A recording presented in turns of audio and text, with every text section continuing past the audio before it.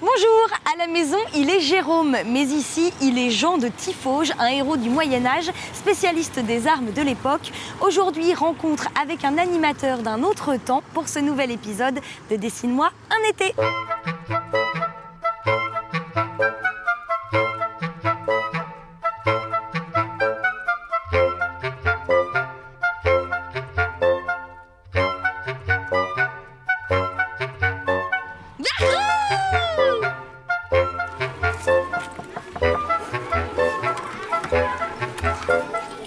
Jérôme, Alix, es-tu dans une tenue décente? Pour l'instant, oui. Bonjour. Bonjour Alix. Tu vas bien? Ça va, très bien, oui. Bon, donc tu n'es pas encore transformé en Jean Pas de encore, Tiffauges. donc je suis sur le point de le faire. Voilà, il y a du public ici, donc pour l'instant, c'est pas très médiéval, mais ça ne saurait tarder. On te regarde te déshabiller ou tu veux un peu d'intimité? Un petit peu d'intimité, un tout petit peu. Allez, on sort. On te retrouve tout de suite. Ça marche, à tout de suite. J'ai trop envie de mettre une robe. Je vais attendre un petit peu. Je vais pas l'effrayer dès maintenant.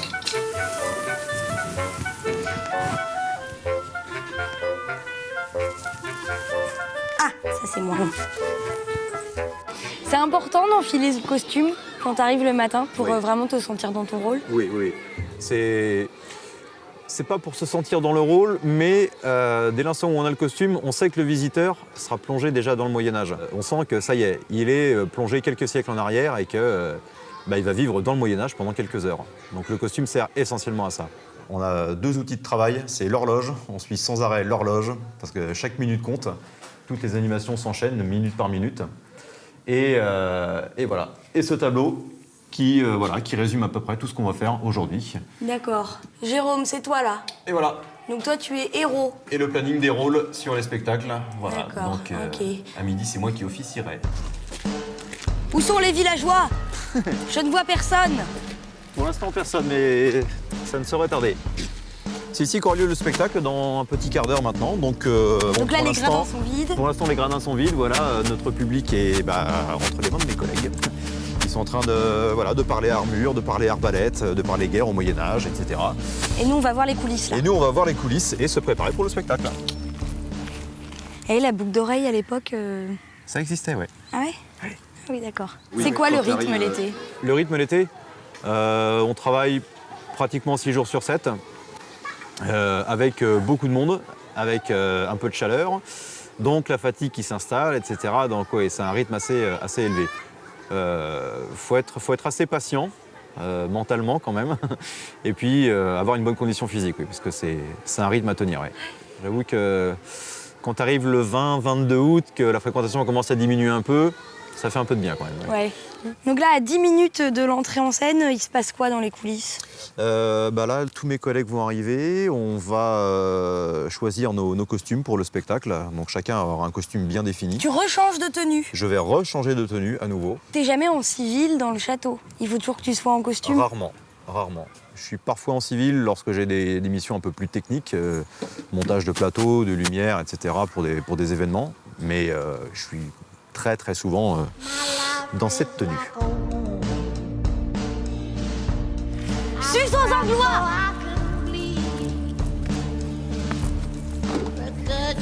Pas commode le chevalier rouge. Mon épée, c'est mon épée, rends-moi mon épée. Oui. Donc voilà un petit peu le quotidien. Là, tous les collègues viennent de terminer leurs animations respectives. Et on a à peu près 5 minutes pour venir ici, se changer et entrer en spectacle. C'est tout le temps pas de course, oui. Oui. Le visiteur a un programme lorsqu'il entre chez nous. Et les animations s'enchaînent. Il peut passer d'une animation, donc d'un lieu à un autre. Il a un temps de déplacement de 3-4 minutes. Donc pareil Et pour il toi. a à nouveau un Sauf que toi, animateur. il faut que tu te changes. Sauf que nous, voilà, on a à peu près les mêmes déplacements, sauf qu'il faut se changer, préparer le matériel, etc. Donc on se déplace vraiment au pas de course. Ça va vite et chaque minute compte. dont la fonction est de protéger les résidents de cette place. Déplaçant en 300 ans plus de pierres que toutes les villes. Nous allons évoquer aujourd'hui la guerre qui oppose les princes, la guerre qui oppose les rois. la guerre des grandes opérations. Pour vous éclairer sur l'art de la guerre, votre serviteur, héros d'armes, expert en blason et en combattant, maître et arbitre des jeux de guerre, Jean de Tiffauges, pour vous servir. C'est pas un rôle vraiment à incarner, mais il s'agit de rendre la prestation vivante. C'est un discours vivant, voilà. Que le public n'ait pas l'impression qu'on lui fait un cours magistral sur la guerre au Moyen-Âge. Donc oui, on est entre grandes guillemets des comédiens, oui. Là, tu viens déjà de changer? Ouais. Allez les gars, on traîne pas. Allez. Professionnel. Hop là.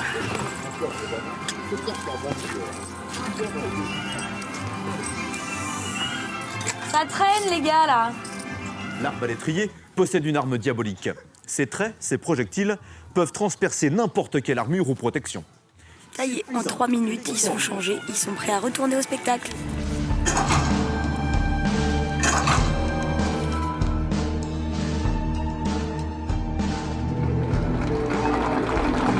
Tu sens que tu fais un petit peu vibrer les enfants, que tu les fais rêver quand même. Ouais, c'est important ça? Oui, c'est important, oui. Parce que c'est aussi pour ça qu'on fait ce métier. La récompense, c'est le fait que les gens viennent nous voir et nous dire c'était drôlement bien ce que vous avez fait, on s'y croyait, vous l'expliquez bien, vous parlez bien, etc. Voilà, c'est ça la vraie récompense, quoi. Place au tournoi.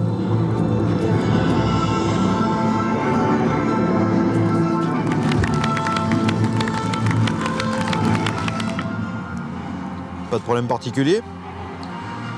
Couleuvre ou une vipère dans la cave. Normal donc. T'es toujours relié avec le Toki à la régie pour si jamais il y a un souci? Là je suis relié avec la régie, avec le régisseur, oui. Et également avec une personne qui est sur le bord du terrain, qui s'assure que tout se passe bien, qu'il n'y ait pas d'imprévu, qu'il n'y ait pas un visiteur imprudent qui se promène devant l'aire de spectacle. Vaut mieux éviter. Ok, on est d'accord. Maîtrisé par les Romains, c'est la forme la plus connue des machines de guerre. Un mangonneau comme celui-ci, qui est à roue de carrier, peut envoyer des boulets de 100 kg à près de 160 mètres. La charge, formant ce contrepoids pesant plusieurs tonnes, se déplaçait souvent, provoquant à-coups et vibrations qui entraînaient parfois la désintégration totale de la machine.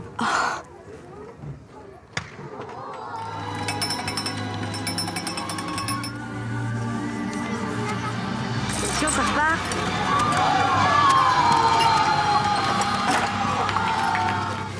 Voilà, on a juste fini. C'était bien? Donc on va, ouais, ça s'est bien passé, ouais, très bien passé. Un public Pourquoi très tout le monde est réactif. encore speed là, si c'est fini? Puisque là, il est 12h30, on a une prochaine animation à 35. Donc voilà, le temps de retourner aux loges, d'enlever ça, de remettre le costume de la journée, et c'est reparti, on enchaîne, quoi. Ok. Et ce qui leur plaît beaucoup, c'est que c'est vivant. Voilà, on les met pas sans arrêt devant un film ou un automate qui leur explique les choses. C'est vivant, il y a une vraie personne en face d'eux qui connaît son sujet quand même, et on est pratiquement toujours à leur disposition. Et ça leur plaît beaucoup. En plus, ils ne s'attendent pas à trouver autant de choses. C'est souvent la bonne surprise pour eux. Il faut que j'en trouve une à ma taille. Il faut que j'en trouve une à ma taille. Comment tu me trouves? Parfait. Je veux faire ton métier. Je veux m'habiller comme ça tous les jours. On y va? Oyez. Alors, nous avons parlé à l'instant de machines de guerre d'attaque qui servent entre autres à détruire les murailles des châteaux. On va à présent parler un petit peu de construction avec cette grue médiévale, une grue dite à roue de carrier. C'est la grande roue que vous voyez à l'arrière, la plus grande des deux. Dans la roue de cette grue ici, on va placer des ouvriers. Des ouvriers généralement les plus malchanceux, ceux qui avaient été blessés, mutilés, ce qui arrivait assez souvent. Eh bien, ces ouvriers, malgré leurs blessures, leur handicap, il fallait bien qu'ils continuent à gagner leur vie. Et le seul moyen, c'était de monter dans cette roue, de pédaler, c'est le principe d'une cage à hamster, ni plus ni moins, et ainsi élever les matériaux pour bâtir les murs. Alors vous constatez que, lentement, la flèche se relève. Il va suffire à ma camarade de venir relever. Qu'est-ce que je fais? Relever le levier. Donc, le sabot maintient la roue, on va Ouais. relâcher le frein, Il faut relever le levier. Oui, on soulève, vous soulève, vous soulève, vous Voilà, c'est soulève. ça. Oh là. Et là après? Voilà. Ah, c'est tout? Et on va le faire en plusieurs fois. Tu t'amuses ou pas au quotidien quand tu fais tes spectacles? Parfois, oui. Parfois. Honnêtement, pas tous les jours. Ça reste un métier. On doit donner l'impression que c'est facile, qu'on s'amuse, puisque, bien sûr, le visiteur est en vacances, donc il doit avoir cette impression de bien-être, de facilité, de bonne humeur. Mais voilà, on essaie de donner cette image, mais ça reste un vrai métier. Derrière les sourires qu'on peut voir sur nos visages, il y a de la tension, il y a du stress par rapport aux horaires, il y a de la concentration, voilà, de la fatigue, des petits conflits entre nous, hein, ça peut évidemment arriver, donc voilà. Oui, on s'amuse parfois, on travaille tout le temps. Je me lance. Lance-toi.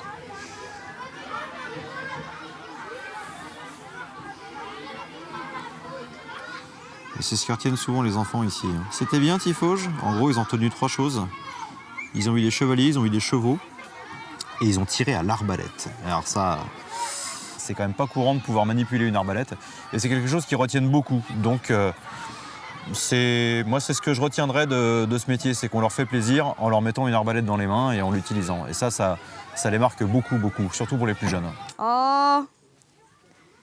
Attendez, il faut que je vérifie. Musculature. C'est bon, on peut y aller. Alors, laquelle est la plus volontaire? J'insiste sur les lunettes, si vous voulez bien les confier à quelqu'un. Carte bleue, carnet de chèques. Vous Voilà. me confiez tout? C'est parfait. Et c'est excellent. Vous allez maintenant vous placer toutes les 4 en position latérale par rapport à la machine, donc de profil. Voilà, comme ceci. En regardant vers les arbres là-bas. Allez, c'est parti, c'est parti, c'est parti! Eh ben ça s'est bien passé. Eh, t'as les été bon, applaudit t'as été bon. On a été bien, hein? Bon, bah voilà. Donc on a eu une portée d'environ Nickel. 5-6 mètres. Alors Une c'est peu. portée d'environ c'est peu, 500 mais mètres. C'est exactement Ouais. ce qu'il nous fallait. Je vous rappelle Ouais. que le but Non, c'était non, de c'est jeter bien, les c'est tirs bien. en contrebas de la muraille. Allez, on va jouer maintenant.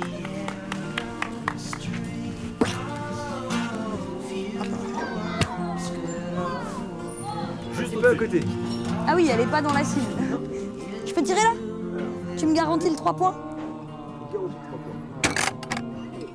Hey! Bravo. Damoiseau, ce fut un plaisir.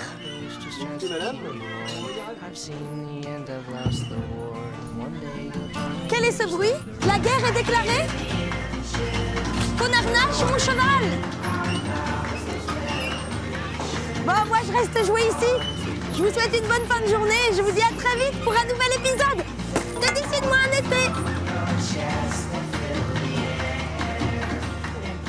Wow! Ah, attends, pas de raccord. Tu vas tout de suite filmer la cible, comme ça on verra que je n'ai pas triché. Elle est en plein milieu. Viens, viens voir. Viens voir. Viens voir. Viens voir. Filme la cible. En plein milieu. Ouais. Et pour une fois, j'ai rien truqué. Vers l'infini et l'au-delà.